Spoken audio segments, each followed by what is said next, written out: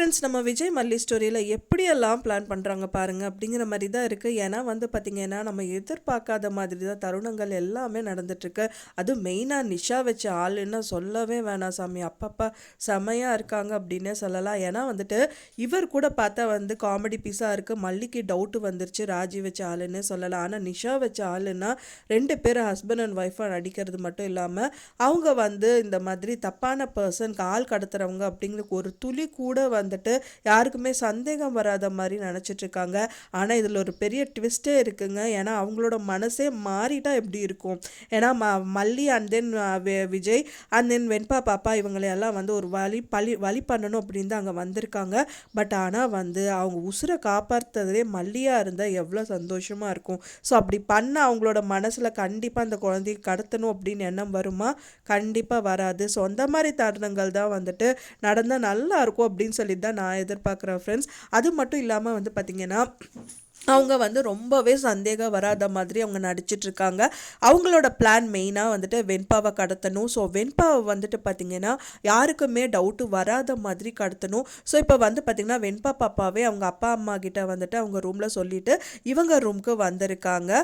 அந்த நர்மதா ரூமுக்கு வந்ததுக்கப்புறமா அவங்க டிவியும் பார்க்க சொல்லிவிட்டு அவங்க 2 பேர் பேசிகிட்டு இருக்காங்க. ஸோ அப்போ தான் அந்த குழந்தை இப்போவே கடத்திடலாம்ல அப்படிங்கிற மாதிரி அவங்க சொல்லிட்டு இருக்காங்க. சும்மா இருங்க, இப்போ கடத்தனா பார்த்திங்கன்னா அவங்களுக்கு டவுட்டு வந்துடும் அப்படின்னு சொல்லிட்டு அந்த பர்சன் சொல்கிறாரு.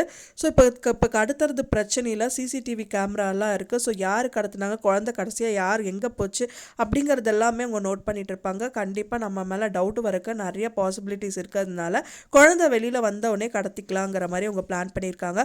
ஸோ எல்லாரும் சேர்ந்து வெளியில் போகலான் தான் பிளான் பண்ணியிருக்காங்க. அதாவது விஜய், மல்லி அண்ட் வெண்பா பாப்பா அப்புறம் நர்மதா அவங்க ஹஸ்பண்ட் எல்லாருமே வெளியில் போகிறதா பிளானிங்க. ஸோ அதுக்கு டிரைவராக தான் ராஜி அனுப்பின ஆள் வச்சுருந்தாங்க.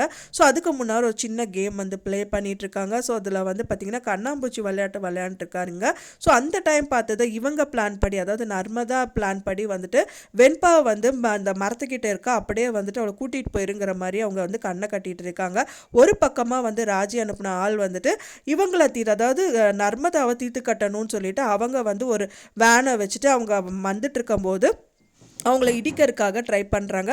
ஸோ அதுலேயும் நிறைய சதிக வேலைகள் எல்லாம் ராஜி அனுப்பின வேலை பார்த்துட்ருக்காங்க. ஸோ ஃபைனலாக என்ன தான் நடக்கும்? அந்த கார் அவங்க நர்மதாவை இடிக்குமா இடிக்காதா? ஸோ அவங்க காப்பாற்றப்படுவாங்களா? அது மல்லி காப்பாற்றுவாங்களா? அப்படிங்கிற மாதிரிலாம் நிறைய கொஸ்டின் மார்க்கில் கதைக்கெல்லாம் மூவ் ஆகுது. ஒன்ஸ் அவங்க காப்பாற்றிட்டாங்க அப்படின்னா கண்டிப்பாக நம்ம வெண்பாவை கடத்த மாட்டாங்க அப்படின்னு தான் எதிர்பார்க்கப்படுது. ஸோ நீங்கள் என்ன நினைக்கிறீங்க அப்படின்னு சொல்லிட்டு உங்களோட கருத்துக்களை மறக்காமல் எனக்கு கமெண்ட்டில் ஷேர் பண்ணுங்கள். நான் சொன்ன இந்த தகவல் உங்களுக்கு பிடிச்சிருந்தா ஃப்ரெண்ட்ஸ் மறக்காமல் லைக் பண்ணுங்கள், ஷேர் பண்ணுங்கள், கமெண்ட் பண்ணுங்கள், சப்ஸ்கிரைப் பண்ணுங்கள். மேலும் இன்னொரு மல்லி சீரியல் அப்டேட்டோட நெக்ஸ்ட் மீட் பண்ணுறேன். தேங்க்ஸ் ஃபார் வாட்சிங் மை